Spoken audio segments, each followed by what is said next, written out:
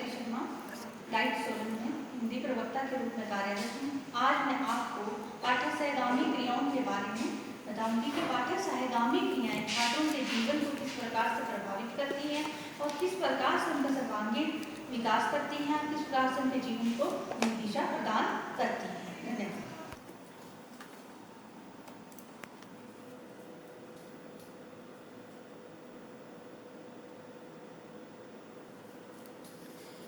Dear students, आज हमारा जो टॉपिक रहेगा वो रहेगा पाठ्य सहगामी क्रियाएं।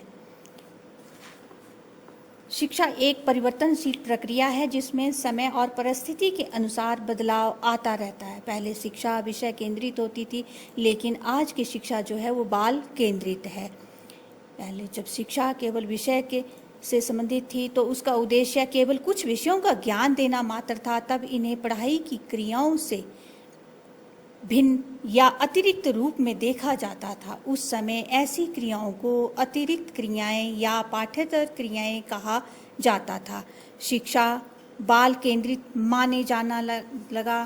तभी से इन्हीं क्रियाओं को पाठ्य सहगामी क्रियाएं भी कहा जाने लगा। पाठ्य तथा सहपाठ्य दोनों क्रियाएं एक दूसरे का अभिन्न अंग हैं, दोनों एक दूसरे की पूरक हैं। पाठ्य सहगामी क्रियाओं का अर्थ। पाठ्य सहगामी क्रियाएं जो विद्यार्थी के व्यक्तित्व के सर्वांगीण विकास में सहायक हों, उन्हें विद्यालय में पाठ्य क्रियाओं के साथ साथ आयोजित किया जाता है। हिंदी विषय के निर्धारण पाठ्यक्रम के अनुरूप की जाने वाली शिक्षण क्रियाओं के अतिरिक्त विद्यालय में की जाने वाली सभी क्रियाएं जो हिंदी भाषा का समुचित ज्ञान प्राप्त करने में विद्यार्थियों की सहायता करती हैं और उनके व्यक्तित्व के सर्वांगीण विकास करने में सहायक सिद्ध होती हैं, उन्हें हिंदी शिक्षण की पाठ्य सहगामी क्रियाएं कहा जाता है। पाठ्य सहगामी क्रियाओं का चयन जो है वो सावधानी के साथ करना चाहिए, क्योंकि उनको करने से ये देखना पड़ता है, पहले देखना पड़ता है कि भाई इन क्रियाओं के करने से छात्रों को कितना लाभ होगा। इसलिए कुछ चयन के सिद्धांत हैं हमारे। इसमें छात्रों की आयु, रुचि, योग्यता व क्षमताओं आदि के आधार पर इनका चयन होना चाहिए।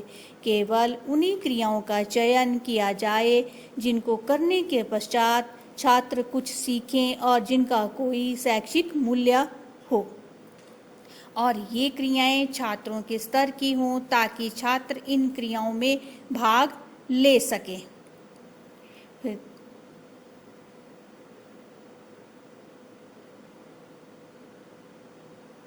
दूसरा इसमें आ जाता है हमारे पास समय और स्थान की व्यवस्था का सिद्धांत।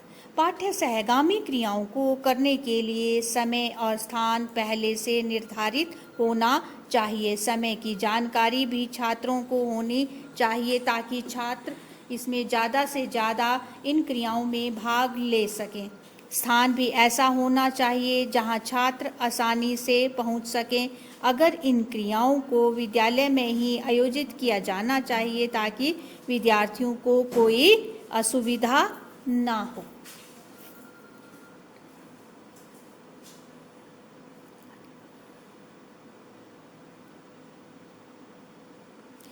प्रेरणा प्रदान करने का सिद्धांत।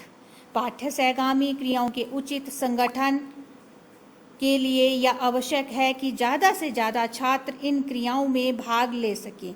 इसके लिए छात्रों को प्रेरित करना चाहिए। उनके लिए इन क्रियाओं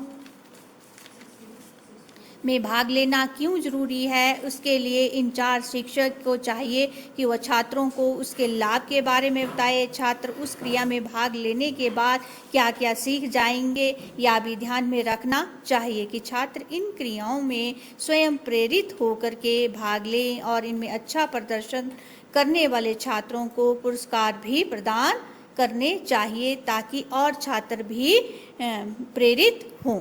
मार्गदर्शन और परामर्श का सिद्धांत।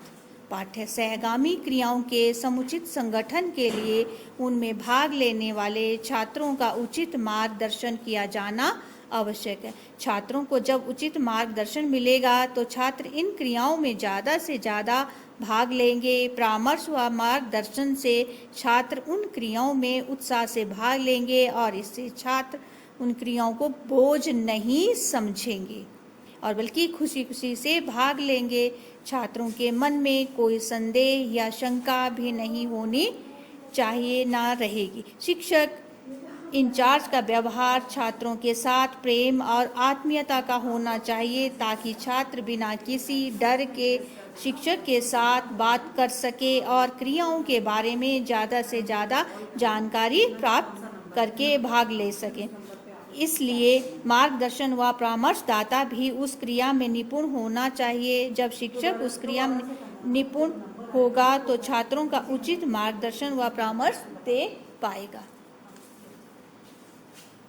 नियम और संहिता बनाने का सिद्धांत।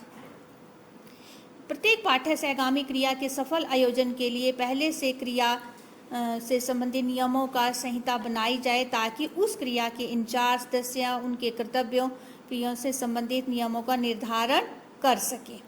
उचित प्रसार का सिद्धांत। प्रत्येक पाठ्य सहगामी क्रिया में अधिक से अधिक विद्यार्थी भाग ले सकें। इसके लिए यह अत्यंत आवश्यक है कि उक्त क्रिया का विद्यालय में उचित प्रचार प्रसार किया जाए।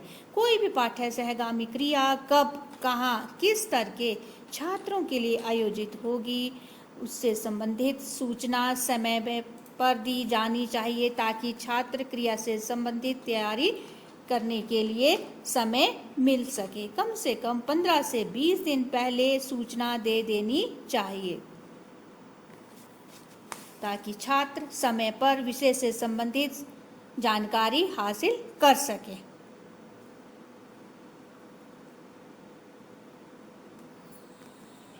रिकॉर्ड रखने का सिद्धांत।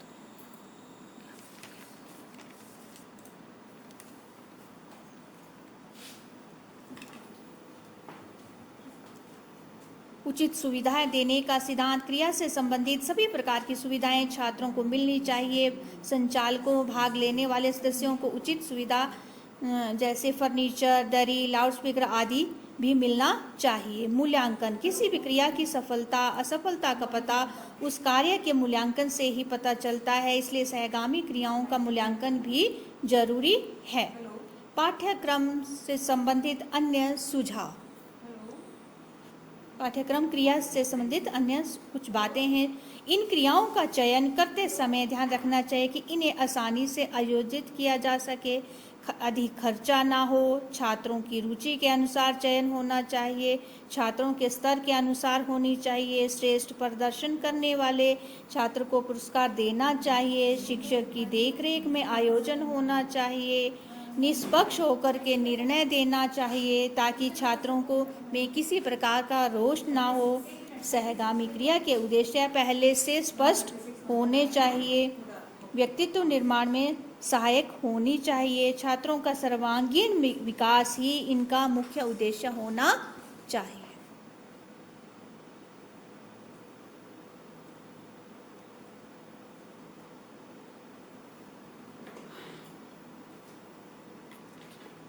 उसी में तो है।